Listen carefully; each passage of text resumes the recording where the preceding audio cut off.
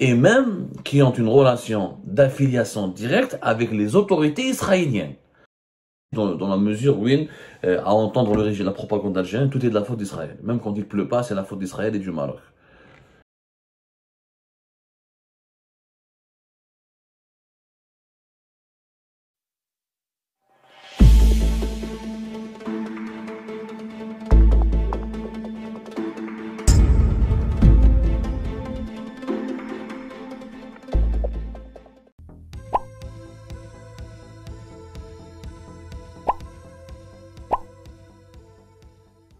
Un sujet qui brise un tabou. Il fallait vraiment briser un tabou qui est malheureusement instrumentalisé par le régime algérien et ses dirigeants, toujours en leur faveur. Toujours en leur faveur. Alors qu'en réalité, eux-mêmes, certains membres du gratin, ou là, certains proches des dirigeants algériens, eux-mêmes se comportent de sa façon assez suspecte dans ce dossier-là. On va parler des relations avec Israël.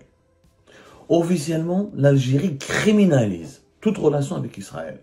Criminalise. Il n'y a pas de loi en vigueur, mais en Algérie, les autorités judiciaires ou la sécuritaire utilisent un certain arsenal juridique qui concerne puissance avec ennemi, relations avec puissance étrangère, intelligence avec ennemi, les lois sur l'espionnage, les relations avec d'atteinte à la sécurité nationale, tout ça, pour réprimer ou incriminer les personnes qui entretiennent des relations avec Israël, qui est dans le langage politique et idéologique du régime algérien l'ennemi absolu.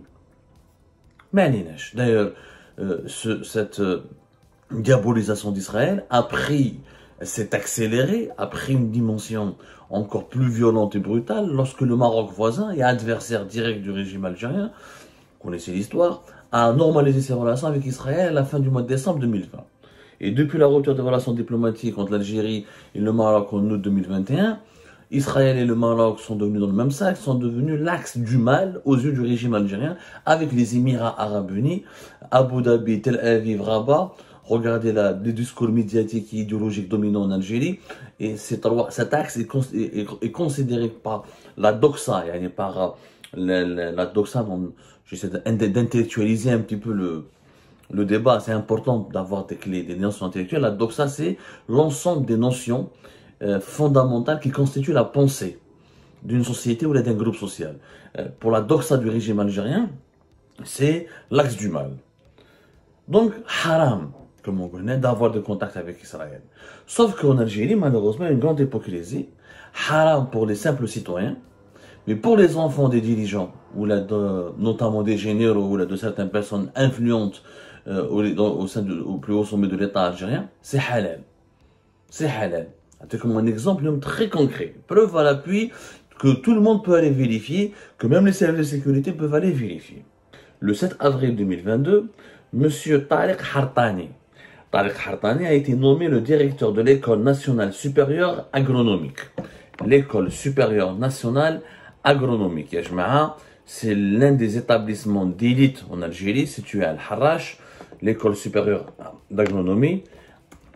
Et c'est franchement une bonne école. Une bonne école. Moi, j'aime bien cette école. J'avais croisé sur beaucoup d'amis qui ont fait cette école-là. C'est un établissement, Allah barak alayh, qui a produit au fil des années pas mal d'agronomes de grande qualité en Algérie. Et d'ailleurs, l'école nationale supérieure agronomique d'Alger, elle est l'héritière d'un établissement qui existait bien avant l'indépendance du pays et qui a été créé en 1905. Donc, une histoire assez prestigieuse, même si elle est liée un petit peu au colonialisme. Peu importe. L'école nationale supérieure d'agronomie, c'est comme l'école nationale d'administration, l'ENA dans son domaine, c'est-à-dire on forme l'élite dans le domaine de l'agronomie, de la recherche dans les sciences agricoles, et c'est franchement un établissement de grande qualité. Et donc je salue les étudiants de l'École nationale supérieure d'agronomie d'Al-Harrach, et je les encourage énormément dans leur travail. Malheureusement, leur travail et leurs recherches et leurs thèses ne sont pas suffisamment bien médiatisées. Cette école, mis à part quelques reportages, quelques coupures de presse de temps à autre, ما عليناش. هذا طارق حرطاني qui dirige l'école nationale supérieure agronomique depuis comment ça s'appelle le 7 avril 2022. C'est qui? C'est le fils du général Mohamed Hartani. Il est le fils du général Mohamed Hartani. Le général Mohamed Hartani au Chikoun. Le général Mohamed Hartani, c'est lui qui a dirigé l'hôpital militaire de Ain Nadja de 1988 à 1990. Et à son époque, il y avait une grande polémique dont pratiquement personne n'en a parlé. Il a été éjecté de son poste parce qu'à l'époque, on l'avait accusé d'avoir mené des tests médicaux sur des tests médicaux en utilisant certains médicaments dangereux sur des soldats. Et ces tests n'étaient pas suffisamment bien encadrés scientifiquement, ce qui aurait eu des effets secondaires assez dangereux. Il y a eu une enquête de la sécurité militaire à l'époque. Ensuite, il n'a jamais été inquiété, il n'a jamais été emmerdé. Bon, le scandale a été rapidement étouffé. On n'a jamais su la vérité d'ailleurs sur ce qui s'est passé durant cette période et sur ces fameux tests médicaux. Général Mohamed Hartani a été éjecté. Ensuite, il intègre le monde des affaires puisqu'il a travaillé indirectement directement, indirectement avec la firme allemande Siemens. Siemens, grand géant allemand qui est présent en Algérie depuis les premières années. C'est un spécialiste en agronomie. Voilà, son père est un général très influent. Il était directeur adjoint chargé de développement centre universitaire de Tipaza. Ensuite, surtout de 2010 à 2012, il était directeur des relations extérieures, de la formation continue, au niveau toujours de l'École nationale supérieure d'agronomie. Il a fait toute sa carrière pratiquement dans cette École nationale d'agronomie qu'il dirige maintenant. Sauf que, il s'avère que M. Tariq Hartani est en contact permanent. Et c'est là où le bas blesse, et c'est là où vous allez voir l'hypocrisie du régime algérien. Tariq Hartani est en contact permanent avec des chercheurs israéliens. Pourquoi? L'une des preuves, ça fait des années, d'après nos investigations, ça fait des années qu'il entretient des contacts directs avec des chercheurs israéliens, et même qui ont une relation d'affiliation directe avec les autorités israéliennes. Et ce ne sont pas des chercheurs indépendants, des simples citoyens, non, ce sont des responsables d'organismes universitaires et scientifiques fortement liés à l'État israélien, et fortement soutenus par l'État israélien, et fortement liés au service de sécurité israélien. Rien qu'en 2022, en août 2022, M. Tariq Hartani était un membre du comité scientifique du Congrès mondial de l'horticulture.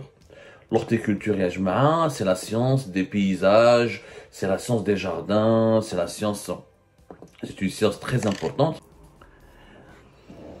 C'est une simple recherche. Si les services de renseignement ne le savent pas, c'est grave. Si les services de sécurité ne le savent pas, si les autorités algériennes ne le savent pas, si la diplomatie algérienne ne le sait pas, c'est grave. Et dans un simple journaliste, on a découvert ça. Seyid, et c'est pas la première fois. C'est pas la première fois qu'il collabore, qu'il contacte, qu'il parle, qu'il traite avec des chercheurs israéliens. Dans l'absolu, moi, ça me dérange pas. Moi, je pense que les Israéliens, Israël, en dépit des crimes qu'elle commet à Gaza et en Palestine, en dépit de l'occupation de la Palestine, ça reste une puissance technologique et scientifique, et ces chercheurs et ces entreprises sont présents pratiquement dans tous les domaines de recherche les plus importants. C'est très compliqué d'éviter les Israéliens. Quand on veut parler, quand on travaille sur la science, le progrès technologique et le progrès scientifique, l'Israël est très développé. C'est très difficile de ne pas les éviter dans les rencontres internationales, dans les forums, dans des congrès, ou là dans certains domaines, tu es obligé de les croiser. Bessah, pourquoi le régime algérien considère que c'est haram? Il criminalise tout contact entre des citoyens comme moi, par exemple, journaliste. On m'est tombé dessus, on m'a insulté, on m'a criminalisé, on m'a considéré comme un traître. Alors que là, nous avons quelqu'un qui est nommé par décret présidentiel, le 7 avril 2022, quand même dirigeant, premier directeur de l'École nationale supérieure agronomique, qui travaille directement, et ce n'est pas la première fois pendant, parce que s'il est membre du comité scientifique, c'est qu'il a déjà un passif, c'est qu'il a déjà été en contact avec cet organisme international, c'est qu'il est, avant d'arriver à ce stade-là, il a eu à travailler, il a eu à fournir des efforts pour mériter ce poste-là. Cela signifie qu'il travaille directement avec deux chercheurs importants israéliens. Encore une fois, c'est un contact direct. Il ne s'agit pas d'une interview comme moi, ou d'avoir de dire bonjour, bonsoir. C'est une collaboration directe, c'est-à-dire ils doivent s'asseoir dans la même table avec les deux chercheurs israéliens, ils doivent collaborer avec eux, ils doivent se lire, se relire, échanger, manger ensemble, travailler ensemble. Donc, c'est une collaboration étroite. Et ça date de août 2022. En plein rupture des relations diplomatiques entre l'Algérie et le Maroc, et en plein processus de diabolisation excessif d'Israël par l'Algérie. Diabolisation excessive dans la mesure où, à entendre la propagande algérienne, tout est de la faute d'Israël. Même quand il pleut pas, c'est la faute d'Israël et du Maroc. Le fils du général Mohamed Hartani. Bien sûr, puisque son père est un général, et qui était influent. Et puisqu'il a des contacts visiblement importants par la présidence, parce que la présidence lui a nommé, lui a donné le dossier de la sécurité alimentaire, donc personne ne l'emmerde. Sauf qu'il a le dossier de la sécurité alimentaire. Donc il aurait pu donner aux Israéliens, s'il n'est pas patriote. Mais moi je ne le juge pas. Cette émission, on n'est pas là pour juger M. Tariq Hartani. On n'a rien contre lui, je le dis encore. Je n'ai absolument rien contre M. Tariq Hartani. Je ne le juge pas. Tout ce que je dis, c'est que lui, il n'a pas été emmerdé, il n'a pas été inquiété, il n'a pas été harcelé, on ne lui a jamais demandé des comptes alors qu'il a travaillé directement avec des chercheurs israéliens. Et en tant que nommé par décret présidentiel en avril 2022, et premier responsable du dossier de la sécurité alimentaire, il a des informations censées être confidentielles et secrètes. Parce que il y a les informations confidentielles, on est dans l'économie, c'est aussi important que l'armée, que la défense. Il y a certaines informations qui engagent la sécurité nationale et l'État, et les États à travers le monde entier essaient de protéger l'accès, ils verrouillent l'accès à certaines données économiques. Qu'est-ce qui nous dit que Tariq Hartani n'a pas donné ces données-là aux Israéliens? Aucune idée. Je ne l'accuse pas. Je ne l'accuse pas, j'imagine.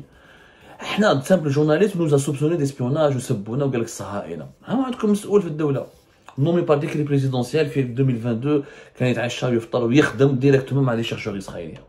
Mais lui halal عليه parce que c'est un fils de général. حنا حرام علينا parce que حنا des fils du peuple. Voilà la grande hypocrisie du régime algérien. Alors quand les dirigeants algériens parlent d'Israël, il ne faut pas les prendre très au sérieux. Parce qu'au fond d'eux, s'ils pouvaient normaliser la relation, ils l'auraient.